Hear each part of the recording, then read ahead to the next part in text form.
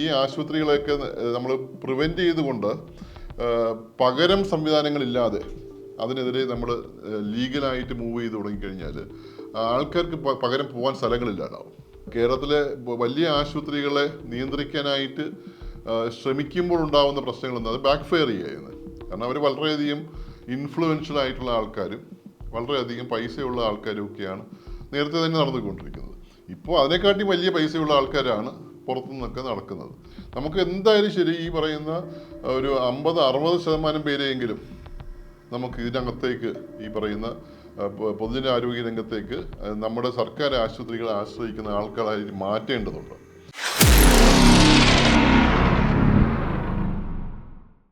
നമ്മൾ റെഗുലേഷൻസ് കൊണ്ടുവരുമ്പോഴുള്ള പ്രശ്നം ഈ പറഞ്ഞ ഹെൽത്ത് സീക്കിംഗ് ബിഹേവിയർ, അതായത് നമുക്ക് ഒരു പ്രശ്നം ഉണ്ടാകുമ്പോൾ ആശുപത്രിയിൽ കാണിക്കുന്ന ഒരു ബിഹേവിയർ വളരെ പോസിറ്റീവാണ്. പലപ്പോഴും അസുഖം ഉണ്ടോ എന്ന് നമ്മൾ പരിശോധിച്ച് നോക്കിയിട്ട് അതില്ലെന്ന് ഉറപ്പുവരുത്തുന്നത് മോശമായ സംവിധാനമൊന്നുമല്ല, ഒരു പ്രവണതയല്ല. ഈ പറഞ്ഞ കുറച്ചുകൂടെ മെച്ചപ്പെട്ടതാക്കാനും നമുക്ക് കഴിയും, ഇതിനെക്കാട്ടി കുറച്ചുകൂടെ മെച്ചപ്പെട്ടതാക്കാനും കഴിയും. പക്ഷേ ഒരു സൈഡിൽ നമ്മൾ ഈ പറയുന്ന ഈ ആശുപത്രികളെയൊക്കെ നമ്മൾ പ്രിവെൻറ്റ് ചെയ്തുകൊണ്ട് പകരം സംവിധാനങ്ങളില്ലാതെ അതിനെതിരെ നമ്മൾ ലീഗലായിട്ട് മൂവ് ചെയ്ത് തുടങ്ങിക്കഴിഞ്ഞാൽ ആൾക്കാർക്ക് പകരം പോകാൻ സ്ഥലങ്ങളില്ലാതാവും. പകരം പോകാനുള്ള സ്ഥലങ്ങൾ ഇല്ലാതെ ഏറ്റവും ആധുനികമായ ചികിത്സ കിട്ടണമെങ്കിൽ പലപ്പോഴും ഇൻവെസ്റ്റ്മെൻറ്റ് വേണ്ടി വരുന്നതാണ്. പക്ഷേ നമുക്ക് കൂട്ടായിട്ട് പൊതുജനാരോഗ്യത്തിൻ്റെ ഭാഗമായിട്ട് എല്ലാ ആധുനിക സംവിധാനങ്ങളും എപ്പോഴും വരുന്നത് പ്രൈവറ്റ് ആശുപത്രികളിലാണ്. കാരണം അവിടെ മുടക്കാനായിട്ട് പൈസ ഉള്ളതുകൊണ്ടാണ്. നമുക്ക് വാസ്തവത്തിൽ നമ്മൾ അവിടെ കൊടുക്കുന്ന പൈസയുടെ കുറച്ച് കൊടുത്താൽ മതി, ഇവിടെ നമുക്കിതെല്ലാം കിട്ടാൻ സാധ്യതയുള്ളതാണ്.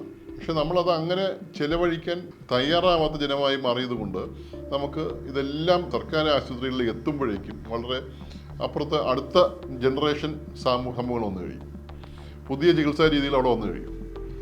അപ്പോൾ വളരെ ഫാസ്റ്റായിട്ട് മൂവ് ചെയ്യുന്ന ചികിത്സാ രീതികളും ഈ പറയുന്ന അതിൻ്റെ ടെക്നിക്സും ടെക്നോളജിയും ഒക്കെ വളരെ ഫാസ്റ്റായി ഡെവലപ്പ് ചെയ്യുന്ന ഒരു സമയമാണ്.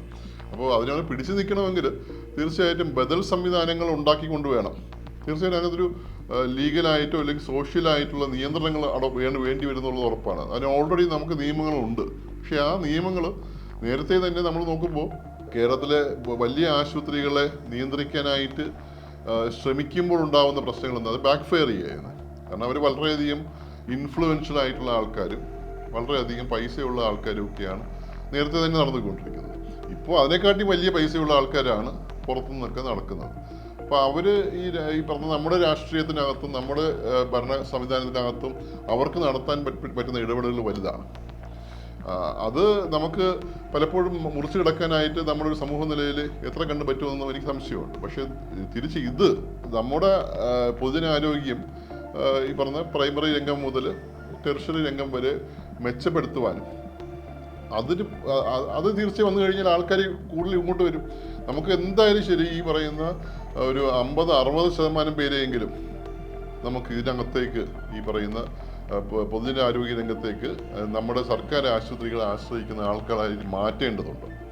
40% ചിലപ്പോൾ ചിലപ്പോൾ ഇപ്പോൾ വളരെ റിച്ച് ആയിട്ടുള്ള ആൾക്കാർ അത് കൊണ്ടുപോയിക്കോട്ടെ എന്ന് ഞാനിക്കറിയില്ല. കാരണം ഒരു ഇൻവെസ്റ്റ്മെൻറ്റിൻ്റെ സംഭവം, പുതിയ ചികിത്സാ രീതികൾ, പുതിയ ടെക്നിക്സ് ഒക്കെ വരാനായിട്ട് ഒരു പക്ഷേ അവർ സഹായിച്ചേക്കാം. മാത്രമല്ല 60% പോകുമ്പോൾ തീർച്ചയായിട്ടും അവർക്ക് കുറച്ചുകൂടെ ചികിത്സാ ചെലവ് കുറയ്ക്കുവാനുള്ള പ്രവണത എന്തായാലും ഉണ്ടാവും. ഒരു സോഷ്യൽ കൺട്രോൾ ഉണ്ടാവും. അതിന് പുറത്തുകൂടെ നമ്മുടെ ഈ പറയുന്ന നമ്മുടെ മെഡിക്കൽ റെഗുലേറ്ററി ബില്ല് അല്ലെങ്കിൽ ആക്ട്, അതിന് ഒത്തിരി പ്രൊവിഷൻസ് ഉണ്ട് വാസ്തവത്തിൽ ഇതൊക്കെ ചെയ്യാനായിട്ട്.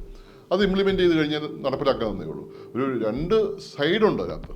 ഒരു സൈഡിൽ തീർച്ചയായിട്ടും ഈ പൊതുജനാരോഗ്യ രംഗത്ത് പ്രൈമറി തലം മുതൽ ഈ പറയുന്ന ടെറിഷ്യറി തലം വരെ നമുക്ക് ഇമ്പ്രൂവ് ചെയ്തുകൊണ്ട് കൂടുതൽ ആൾക്കാരെ ഏറ്റവും പ്രധാന പ്രശ്നങ്ങളായിട്ടുള്ള കെയർ കൊടുക്കാനും ചികിത്സ കൊടുക്കാനുള്ള ആൾക്കാരെ ഉണ്ടാക്കുക.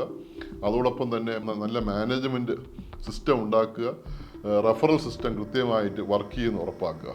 അറ്റ്ലീസ്റ്റ് ഈ 3 കാര്യങ്ങളിൽ നമുക്ക് ഇൻവെസ്റ്റ് ചെയ്ത് കഴിഞ്ഞാൽ നമുക്ക് മറുഭാഗത്തെക്കുറിച്ച് ചിന്തിച്ചു തുടങ്ങാം.